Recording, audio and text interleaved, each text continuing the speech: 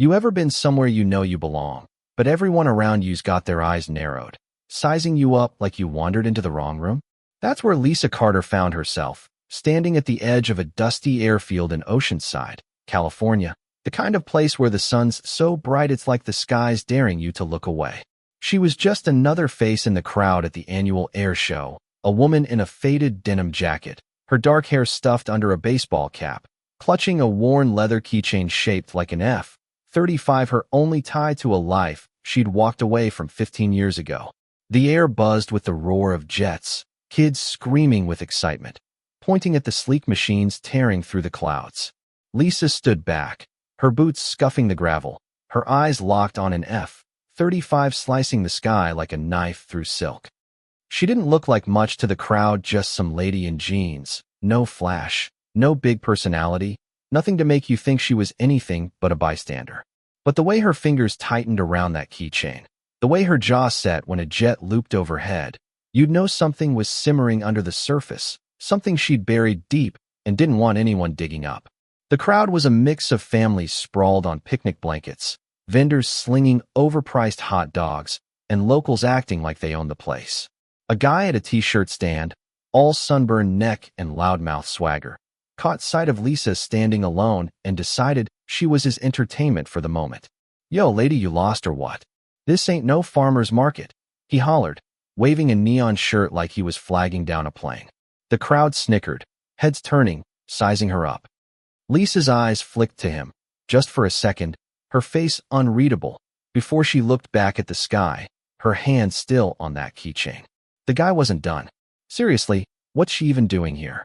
Probably thinks a jet's just a fancy car with wings, he muttered to a customer, loud enough for everyone to hear. The words stung, but Lisa didn't bite, didn't flinch, just shifted her weight and kept her gaze upward, like the jets were speaking a language only she understood. Lisa had been coming to this air show for years, always at the back, always quiet. She'd moved to Oceanside after leaving the Navy, trading cockpits for a quiet life running a community garden. Nobody asked about her past, and she liked it that way nobody needed to know she'd once been Lieutenant Lisa Hawk Carter, the Navy's best-kept secret, a pilot who could thread an F-35 through a needle's eye in a storm. But those jets overhead, they tugged at her, like a song you can't forget no matter how hard you try. She'd stand there, year after year, watching, remembering, and then go home to her plants, her quiet evenings, her life of invisibility. Today, though, something felt off. Maybe it was the way the air felt heavier, or the way her fingers kept tracing that keychain, like it was trying to tell her something. A kid nearby, maybe 12, with a model jet in her hands, tugged at her dad's sleeve. "Dad, why's that lady here all by herself? She doesn't even look like she cares about planes." The dad, a big guy in a polo shirt, barely glanced at Lisa. "Probably just wandered in, kid. Doesn't know what's what." The girl nodded, satisfied, and ran off for ice cream. Lisa's hand tightened in her pocket, the keychain's edges biting into her palm, but she stayed quiet, her eyes tracking that F-35 as it carved a perfect arc. Then it happened to sound like a gunshot, sharp and wrong, cutting through the crowd's chatter. The F-35 wobbled, its sleek frame tilting, black smoke pouring from one engine. The radio tower crackled, a young pilot's voice breaking through, high and desperate. "Mayday, mayday, I've lost control." The crowd froze, gasps rippling out, a mom yanking her kid close, a guy in a baseball cap shouting, "It's gonna crash." Lisa's head snapped up, her body going still, her hand gripping that keychain so hard it hurt. The jet spiraled lower, a dark streak against the blue, the pilot's voice shaking over the radio. The air show turned to chaos, people shoving, some running, others just staring, phones out, recording like it was a movie. A group of college kids nearby, all flashy sunglasses and cocky grins, didn't miss a beat. One of them, tall, with a smirk that screamed trouble, pointed at Lisa. "Yo, check it, she's just standing there."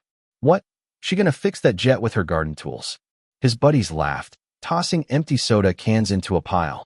Another one, with a gold chain glinting in the sun, leaned in. "Bet she doesn't even know what an F-35 is. Probably here for the kettle corn." The words hit like a slap, but Lisa didn't move, her eyes locked on the jet, her jaw tight, her breathing slow and deliberate. She took a step closer to the barrier, her boots steady on the gravel. A woman in a volunteer vest, all clipboard and fake smile, zeroed in on Lisa, her voice dripping with condescension. "Ma'am, this area is for VIPs and staff. You're not on the list, are you?" She tilted her head, eyeing Lisa's faded jacket like it was a personal offense. The crowd nearby smirked, waiting for Lisa to slink away. "I'm where I need to be," Lisa said, her voice low, calm, but sharp enough to cut glass. She turned back to the sky, leaving the volunteer blinking, her pen frozen over her clipboard. The woman muttered something about civilians and backed off, but the crowd's eyes stayed on Lisa, sharp and judging. An older guy, a retired Navy vet with a weathered face and a faded cap, stood a few feet away, squinting at her like he was trying to solve a puzzle. He leaned toward his buddy, his voice low but carrying. "Heard she tried the Navy once, washed out early. Couldn't cut it. Shame." His buddy nodded, sipping a beer. "Figures. Doesn't look like she belongs here." Lisa's lips pressed into a thin line, her shoulders squaring just a fraction, but she didn't turn, didn't acknowledge them. She took another step toward the runway, her hand brushing that keychain again. Then the commanding officer, a bear of a man with a buzz cut and a voice like thunder, stormed out of the control tower, his face red, his eyes scanning the crowd. "Is there anyone here who can fly an F-35? He bellowed, desperation cracking his voice.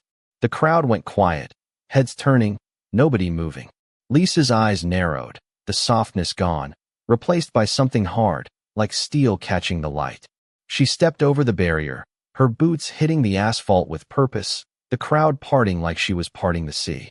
Murmurs followed her confusion, disbelief, a few snickers. A news reporter, her hair stiff with spray, nudged her cameraman. "Get this, some random woman thinks she's going to save the day. Zoom in." The camera swung to Lisa, catching her steady stride, her plain jacket. The reporter leaned into her mic, her voice sharp. "Looks like we've got a wannabe hero, folks. Probably doesn't know a joystick from a light switch." The crowd tittered, phones raised, recording. Lisa didn't break stride, her fingers brushing the keychain one last time before she pushed open the control room door. The college kids by the barrier burst out laughing, the tall one cupping his hands. "What? You gonna save the day, plant lady?" His buddy with the gold chain wheezed, doubling over. "She's gonna crash that jet worse than it already is." Lisa didn't look back, her steps steady, her hands loose at her sides.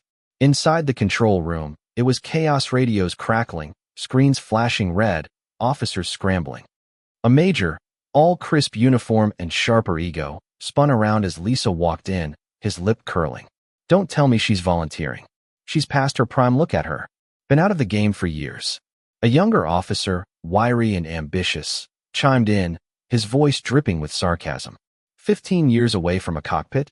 She couldn't fly a kite, let alone an F-35. The room murmured, head shaking. A tech at a console, glasses fogged with sweat, whispered to his colleague, loud enough for Lisa to hear. "Bet she's just here for the drama. Saw it on TV, thought she'd be famous." His colleague smirked, tapping his screen. "Yeah, she's gonna get that kid killed." Lisa didn't stop, didn't flinch. She walked straight to the commander's desk, reached into her pocket, and pulled out a worn leather case. She flipped it open, revealing a Navy pilot badge, scuffed but gleaming, the name clear, Lisa Carter. The room went dead silent. The commander, gray at the temples, stared at the badge, then at her, his voice low, almost a whisper. "You're Carter. Hawk. The one who aced every sim, took down 8 targets in training." Lisa met his eyes, her face unreadable. "No time to talk. Open the hangar." The major's mouth opened, then shut. The younger officer stepped back, his smirk gone. Slowly, they moved aside. The hangar was a cavern of noise techs rushing, tools clattering. Lisa strode toward the backup F-35, her boots echoing on the concrete. A technician, grease on his hands, snorted as she passed. "This jet's next gen. She won't keep up." Another, older, with a permanent scowl, muttered, 15 years gone, her reflexes are shot." A young soldier by the cockpit, barely out of training, glared at her. "If she screws this up, that kid's dead." The words hung heavy, the crowd outside pressing closer, their eyes like knives. Lisa climbed into the cockpit, her movements smooth, practiced, like she'd never left. She strapped in, her hands steady, her eyes scanning the HUD as it flared to life. An older woman, a base employee with a lanyard, stood at the hangar's edge, arms crossed. "That's her, the one they're letting fly. Looks like she'd faint at a paper cut," she said sharply. Her coworker, a young guy with a buzz cut, laughed nervously. "Yeah, this is a mistake. She's gonna choke." Lisa's fingers paused on the straps, her eyes flicking toward them for a split second.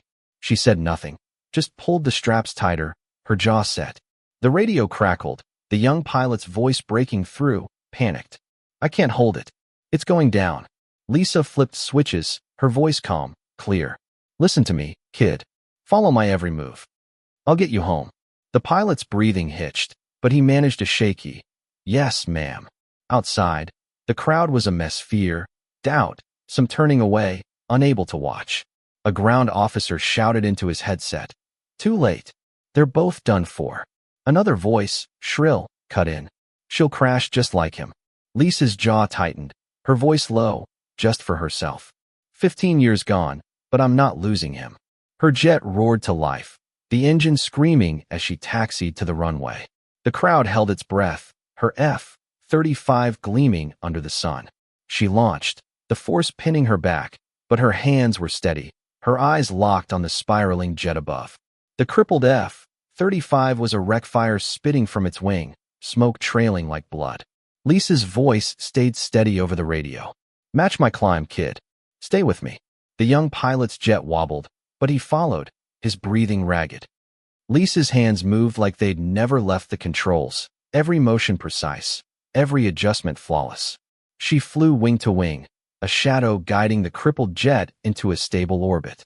A security guard by the runway leaned against a barrier, shaking his head. "She's got no business up there. 15 years out, rusty as hell." His buddy nodded, chewing gum. "If she screws this up, it's on her." Their words carried to the crowd, who shifted uneasily, some nodding. Lisa's jet climbed higher, her silhouette a speck against the smoke. The major from the control room stood frozen, watching the screens, his arms crossed. The younger officer wiped sweat from his brow, muttering, "She's actually doing it." The retired Navy vet pushed through the crowd, his eyes wide. "That's her," he said, to nobody in particular. "That's Hawk." The jets descended, the crippled F-35 wobbling, flames licking its side. Lisa's voice stayed steady, guiding the pilot. "Ease back, let me lead." The runway loomed closer, the crowd silent, every eye on the sky. Lisa's jet touched down first, a perfect landing, skidding to a stop. The crippled jet followed, its gear screeching, smoke pouring as it hit the asphalt. Emergency crews sprinted forward, foam spraying, sirens wailing. The crowd erupted cheers, gasps, a roar of relief. Lisa unstrapped, her breath heavy, and climbed out. Her legs shook, but she stood tall, her eyes scanning the runway. The young pilot stumbled out, his flight suit singed, his face pale. He looked at Lisa, his eyes wide, reverent. "Ma'am," he started, but his voice cracked. She nodded once, sharp, and turned away. The crowd parted for her, their cheers fading into a hush. The tall college kid stood at the barrier, his smirk gone, his buddy with the gold chain kicking at the dirt, silent. The woman in the volunteer vest clutched her clipboard, her face flushed, avoiding Lisa's direction. A local reporter, notebook in hand, muttered to a bystander, "She's no hero. Just got lucky." The bystander shrugged. "Yeah, anyone could have done that with enough luck." Lisa didn't hear them. She paused by the runway's edge, her hand on the keychain, her eyes on the young pilot, now with medics, his shoulders shaking. Her own shoulders relaxed, just a fraction, before she kept walking. Lisa staggered, her breath coming in gasps. She took a step, then another, her knees buckling. The asphalt rushed up, her hands scraping as she hit the ground. Medics ran to her, shouting, but she waved them off, her voice rough. "I'm fine." They didn't listen, lifting her onto a stretcher as the world blurred. The crowd watched, silent, their faces a mix of shock and something like shame. The retired vet pushed forward, his cap in his hands. "I knew it was her," he muttered, his voice thick. When Lisa woke, sunlight streamed through a Barack's window, the hum of a fan the only sound. She lay on a cot, her jacket gone, replaced with a plain t-shirt and sweats. Her hand brushed the keychain on the table beside her. She sat up, aching, and looked out at the empty runway. The door opened, and the commander stepped in, his face softer now. Behind him, pilots and Marines lined the hallway, their faces solemn. "Lieutenant Carter," he said, his voice carrying. "You saved that boy. You saved that jet." He paused, meeting her eyes. "You're still one of us." Lisa's breath caught, her hand closing around the keychain. She nodded, her eyes bright, saying nothing. A young Marine stepped forward, his hands shaking as he saluted. He'd been one of the loudest doubters, sneering over the radio about her washed-up reflexes. Now his voice cracked. "Ma'am, I was wrong. I'm sorry." Lisa looked at him, her expression soft but firm, and gave a small nod. The commander stepped aside, and the formation outside snapped to attention. Hundreds of men and women, pilots and crew, saluting in perfect unison. Lisa stepped to the door, her boots silent, her eyes sweeping over them. The soldier who'd doubted her, the tech who'd called her washed up, these stood there, saluting, their faces tight. The major was gone, word later spreading he'd been sidelined for his snap judgment. The younger officer faced a review, his career stalled. The volunteer with the clipboard? Her social media got quiet after a video of her snark went viral, her followers turning on her. Lisa walked out, the coastal breeze hitting her face, carrying the faint roar of a jet in the distance. She paused, her eyes lifting to the sky. For 15 years, she'd hidden, carried her past in silence, let the world think she was nobody. Today, she'd flown again, and they'd seen her, really seen her. The crowd's silence, the weight of that salute, said it all. She wasn't invisible anymore, and maybe she never had been. The sky knew her name, and now they did too. If you've ever been counted out, told you didn't belong, or felt like you had to hide who you really are, this one's for you. You kept going, even when they laughed, even when it hurt. Where are you watching from? Drop a comment. Tell me, have you ever had to prove yourself like Lisa did? Was it worth it, or did it cost too much? Hit that like button if this hit home, and subscribe if you want more stories that dig deep into what it means to stand your ground. Let's talk about it. What's your take on Lisa's fight, on the crowd's quick judgments, on what it means to come back from being counted out?